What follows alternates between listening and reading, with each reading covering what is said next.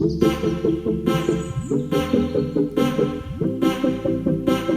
दोस्तों, मैं अमरदीप कादियान। नमस्ते, प्रणाम, सलाम वालेकुम, सत श्री अकाल, जय मसीह की, राम राम जी, जय माता की। दोस्तों, आपका स्वागत है मेरे यूट्यूब चैनल डिसेंट एडवाइस में। दोस्तों, आज हम बात करेंगे मोराटोरियम वर्सेस ग्रेशिया। दोस्तों, मोराटोरियम का तो लगभग सबको ही पता है। लॉकडाउन के बाद लगभग सबको ही, आम और खास आदमी को पता लग गया है। मोराटोरियम मीन्स ईएमआई का हॉलीडे।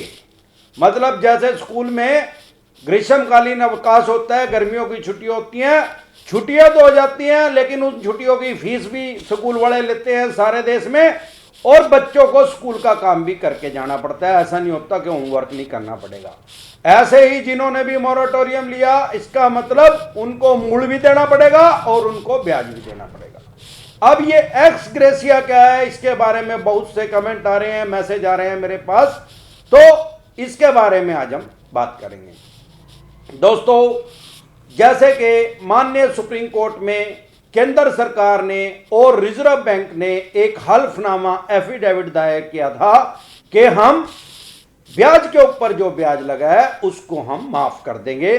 सारे देश में जितने भी लोन लोगों ने ले रखे हैं, 2 करोड़ रुपए से कम के लोन, और उसमें भी 8 कैटेगरी डाली है।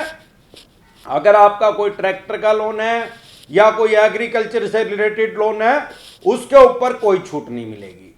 तो दोस्तों, ये कहने के बाद रिजर्व बैंक के 23 अक्टूबर को आदेश पारित हो गए, हर बैंक और एनबीएफसी कंपनी के ऊपर लागू हो गए कि भैया जितने आदमियों का आपने 2 करोड़ रुपए से कम का इस कैटेगरी वालों को लोन दे रखा है, जितना ब्याज के ऊपर ब्याज कंपाउंडिंग इंटरेस्ट आपने लिया है, चक्रवृद्धि ब्याज, वो उनको वापसी कर दिया जाए। और वो 5 अक्टूबर से मिलने भी स्टार्ट हो गए हैं।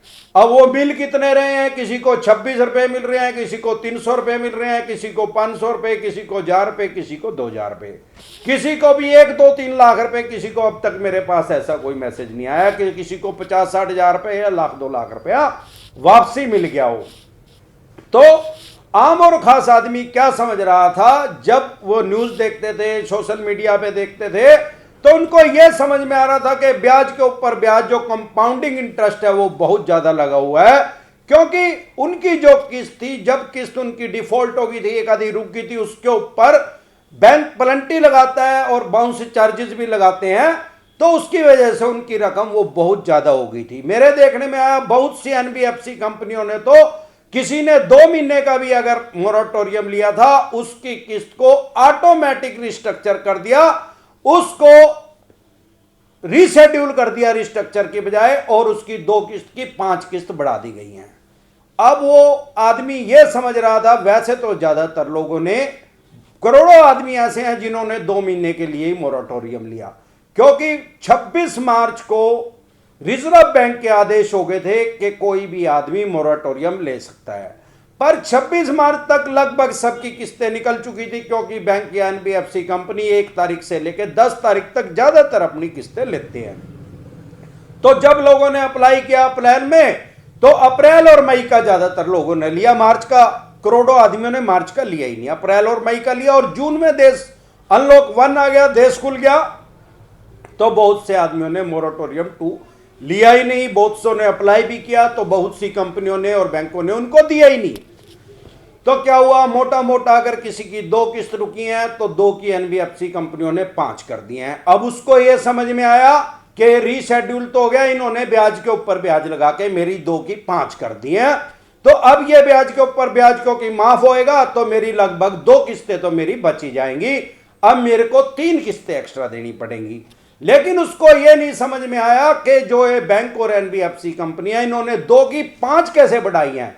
इन्होंने इस तरीके से बढ़ाई है, मान लो आपका 15 महीने का लोन अभी पेंडिंग था जब आपने मोराटोरियम लिया था, अब आपने उनकी 2 किस्तें रोक ली, उन्होंने 2 की 5 कैसे बढ़ा दी। भाई अगर आपकी किस्त 14,000 रुपए थी, आपकी 28,000 रुपए होगी 2 महीने की, उन्होंने 42,000 रुपए और कैसे उसके ऊपर लगा दिए। ना तो इतना कंपाउंडिंग इंटरेस्ट हो सकता है, ना इतने बाउंस चार्जेस हो सकते। तो उन्होंने क्या किया, उस 15 महीने का जो ड्यूरेशन आपकी बची हुई थी, उन 15 महीने का और जो वो 5 महीने बाद तक 20 महीने का ब्याज उसके ऊपर टोटल शुरू से लेके आखिर तक लगा दिया, और इस वजह से आपकी वो 15 किस्तें जो आपने देनी थी, अब क्योंकि आपने 2 नहीं दी, उसमें 3 और जोड़ के उन्होंने अब उसको कर दिया है टोटल 20 किस्तें बना दी हैं। तो इस तरह से इन्होंने किया है। अब सवाल आता है कंपाउंडिंग इंटरेस्ट लगा कितना है? लगभग 1.5 से 2% कंपाउंडिंग इंटरेस्ट लगा है। इसीलिए यही कारण है कि पैसा लोगों के पास बहुत कम आ रहा है। और वो माननीय सुप्रीम कोर्ट के आदेश ये भी आए थे कि लोगों की दिवाली अब भारत सरकार के हाथ में है, और उन्होंने दे भी दिए दिवाली से पहले, लगभग सब कई आ गए हैं, क्योंकि आज 13 तारीख है, कल दिवाली है और 15 तारीख लास्ट डेट है। मुझे ऐसा नहीं लगता कि किसी के पैसे जो कंपनसेशन आया था, मुआवजा इसको बोलते हैं हिंदी में, वो ये सारे बैंक और एनबीएफसी कंपनी वापसी कर चुके हैं। लेकिन वो दिक्कत परेशानी कहां आई? लोग जो सोच रहे थे मेरे 10, 20, 30 हजार रुपए आएंगे, वो उनके 100, 150, 200, 300 रुपए आए हैं, किसी के 25 रुपए आए हैं, किसी के 50 रुपए आए हैं। वो कैलकुलेशन किस हिसाब से की? मान लो आपने 6 महीने के लिए मोरेटोरियम ले लिया, 6 महीने पे आपका ब्याज लगा, मान लो उस पे 1 लाख रुपए आपका ब्याज लगा। अब उन्होंने ब्याज के ऊपर ब्याज कितना लिया था? वही 1.5-2%, तो आपके 1.5-2 हजार रुपए वापसी आ गए। ज्यादा से ज्यादा 3%, इससे ज्यादा किसी भी बैंक और एनबीएफसी कंपनी ने वो लिया ही नहीं था। अब आपका ब्याज 6 महीने का अगर 10,000 रुपए बन रहा था, तो वही 150, 200, 250 रुपए आपके पास वापसी आ गया। आपका ब्याज 3,000 रुपए था, तो वो 26 रुपए आ गए। इस हिसाब से इन्होंने कैलकुलेशन किया, जो आम और खास आदमी के पूरे समझ में नहीं आ रही है, क्योंकि वो गलफत की स्थिति में थे। मैं ये समझता हूं अगर छूट करनी भी चाहिए थी, ये तो उठ के मुंह में जीरा भी नहीं डाला यार। 10,000 रुपए में उसको 200 रुपए दे दिए, और 200 रुपए में कौन सी दिवाली मनाएगा? या 26 रुपए जिसको दे दिए वो कौन सी दिवाली मनाएगा? उधर अगर माफ भी करना था तो माफ करना चाहिए था, उनकी प्लेंटी माफ करनी चाहिए थी, उनके बाउंस चार्जेस माफ करने चाहिए थे, तब तो उनको कुछ राहत मिलती। अदरवाइज तो कुछ भी नहीं हुआ, कोई फायदा नहीं हुआ।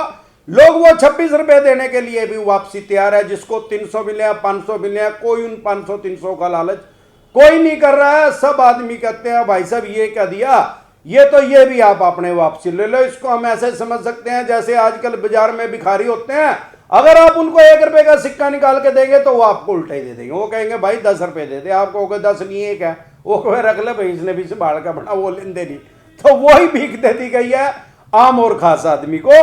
आज के लिए बस इतना ही, कल फिर मिलते हैं एक नए टॉपिक के साथ। तब तक के लिए आप मेरे चैनल पे अपना प्यार और आशीर्वाद बनाए रखें। वीडियो अच्छी लगी हो तो प्लीज लाइक करें, शेयर करें, सब्सक्राइब करें और बेल आइकन का बटन दबाना ना भूलें। नमस्कार।